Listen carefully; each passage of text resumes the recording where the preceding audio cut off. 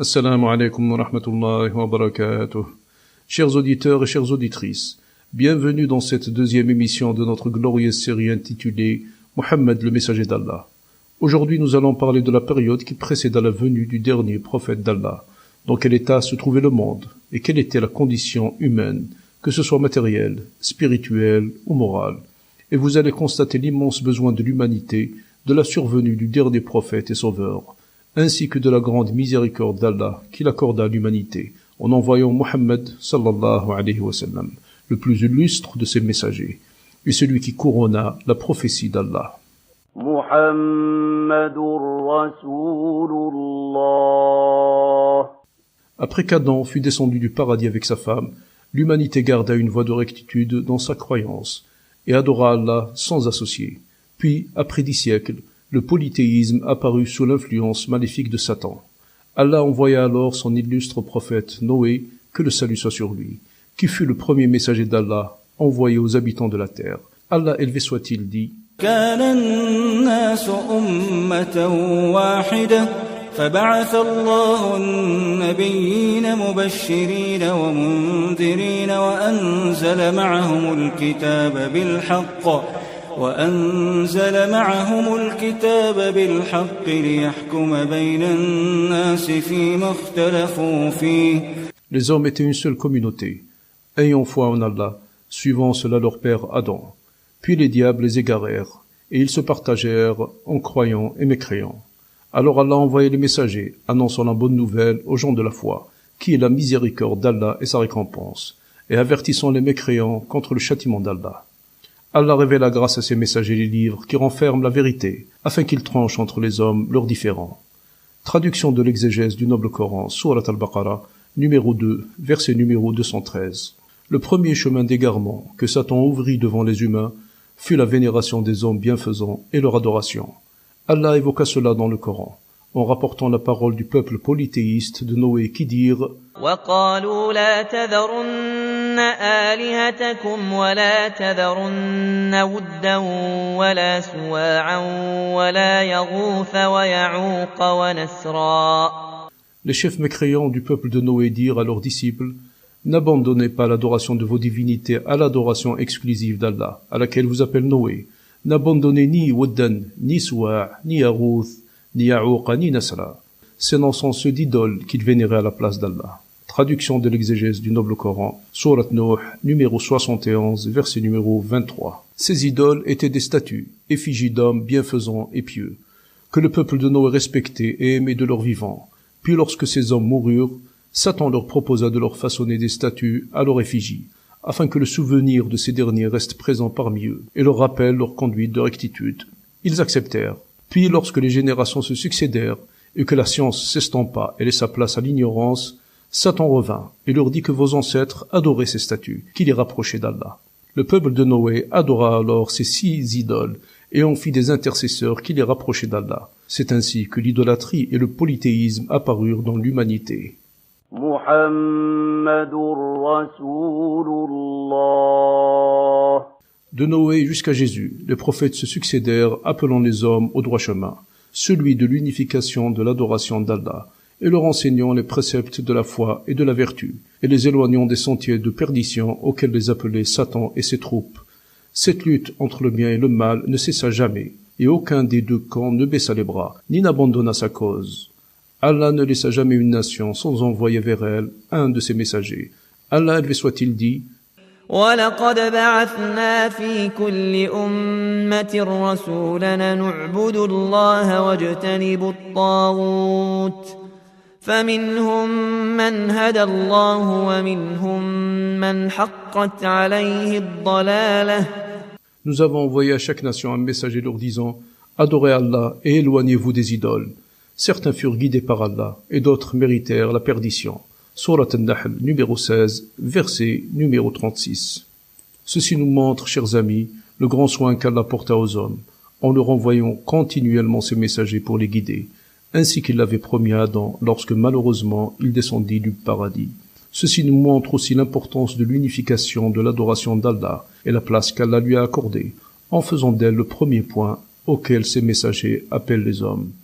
Puis voyez, chers amis, comment Satan, le plus grand ennemi de l'homme, fait du polythéisme et de l'association dans l'adoration d'Allah son plus grand objectif et sa priorité la plus essentielle. Muhammadur Rasulullah. Observons maintenant, chers amis, l'état de l'humanité après qu'Allah appela Jésus à lui et l'éleva dans le ciel, après la fin de sa première mission qui était de transmettre l'évangile aux enfants d'Israël, les appeler à la Torah et le remettre ainsi sur la voie de rectitude que Moïse leur révéla au nom d'Allah et leur annoncer la nouvelle du dernier messager d'Allah, Muhammad sallallahu alayhi wa sallam. L'humanité se partagea en innombrables factions qui divergèrent dans les chemins de perdition, adorant toutes sortes de divinités et leur vouant les cultes les plus injustes et les plus barbares, jusqu'à arriver à leur sacrifier des hommes et parfois leurs propres enfants. Cette déchéance spirituelle était bien sûr accompagnée d'une dégradation morale qui eut de terribles conséquences sur la vie collective et individuelle de toute l'humanité. Les seuls rayons de lumière qui transperçaient ce sombre tableau étaient les restes de la prophétie auxquels s'agrippaient quelques âmes perdues parmi les gens du livre.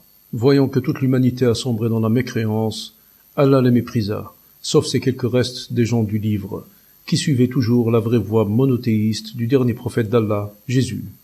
Seulement, au lieu de punir les hommes, Allah envoya sa grande miséricorde, qui est son dernier messager, Muhammad sallallahu alayhi wa sallam. Muhammadur Rasulullah. Les gens du livre, chers amis, sont les juifs et les chrétiens. Ils étaient les plus proches de la prophétie et détenaient les deux plus grands livres révélés par Allah, que sont la Torah révélée à Moïse et l'Évangile révélé à Jésus. Seulement leur état n'était pas meilleur que celui des autres polythéistes, car ils avaient rompu l'alliance d'Allah, scellée par l'intermédiaire de ses prophètes, avaient modifié la Torah et l'Évangile, et firent de leurs rabbins et prêtres des égaux à Allah, interdisant ce qu'Allah a rendu licite et permettant ce qu'Allah a interdit. Allah élevé soit-il dit à propos des Juifs: فبما نقضهم ميثاقهم لعناهم وجعلنا قلوبهم قاسية يحرفون الكلم عن مواضعه ونسوا حظا مما ذكروا به. C'est parce qu'ils ont rompu leur alliance que nous les avons maudits et avons rendu leur cœur endurci. Ils s'employèrent à fausser le sens des Écritures, oubliant une grande partie de ce qui leur a été rappelé. Surat Al-Ma'idah, numéro 5, verset numéro 13. C'est-à-dire parce qu'ils ont rompu l'alliance de Moïse, qui est d'obéir à Allah et à ses messagers, d'accomplir ses commandements et de croire en ses messagers et les soutenir. À cause de cela, Allah les éloigna de sa miséricorde et endurcit leur cœur. Ils falsifièrent la parole d'Allah révélée à Moïse, qui est la Torah, et oublièrent une partie de ce qui leur a été rappelé et ne l'accomplirent point. Allah élevé soit-il dit à propos des chrétiens: ومن الذين قالوا إنا نصارى أخذنا ميثاقهم فنسوا حظا مما ذكروا به. Et ceux qui ont dit: nous sommes Nasara, chrétiens, nous avons scellé une alliance avec eux, mais ils oublièrent une partie de ce qui leur a été rappelé. Surat Al-Ma'idah, numéro 5, verset numéro 14. C'est-à-dire, nous avons aussi scellé une alliance ferme avec ceux qui ont prétendu faussement suivre Jésus, fils de Marie, telle que l'alliance scellée avec les enfants d'Israël, qui est de suivre leur messager, Jésus, de le soutenir et de l'assister. Ils ont modifié leur religion et en délaissèrent une partie qu'ils n'ont pas accomplie, comme l'ont fait les Juifs.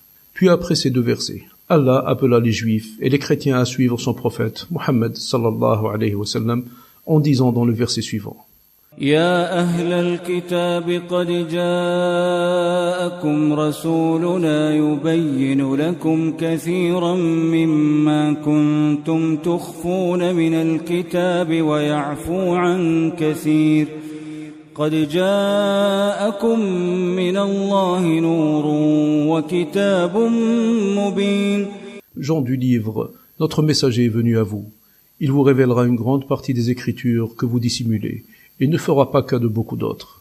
Il vous est venu de la part d'Allah une lumière et un livre qui éclaire. يهدي به الله من اتبع رضوانه سبل السلام ويخرجهم من الظلمات إلى النور بإذنه ويهديهم إلى صراط مستقيم. Grâce à lui, Allah guidera ceux qui suivent son approbation vers les voies du salut, les extraira des ténèbres à la lumière par son autorisation et les guidera vers un chemin de rectitude. Surat Al-Ma'idah numéro 5, Versets numéro 15 et 16. Chers amis, Muhammad sallallahu alayhi wa sallam sera ce messager qu'Allah envoya après plus de 6 siècles de perdition, sans aucune présence prophétique, afin d'extraire les polythéistes arabes, les idolâtres, les sabéens, les juifs, les chrétiens et toutes les autres factions humaines, plus égarées les unes que les autres, des ténèbres de la mécréance et de l'injustice, vers la lumière de la foi et de la justice, et vers le chemin de la rectitude. Nous voilà, chers amis, arrivés à la fin de cette deuxième partie de notre glorieuse série. Muhammad, le messager d'Allah. Qu'Allah vous préserve de tout mal et vous guide vers tout bien. Wassalamu alaikum wa rahmatullahi wa barakatuh. محمد رسول الله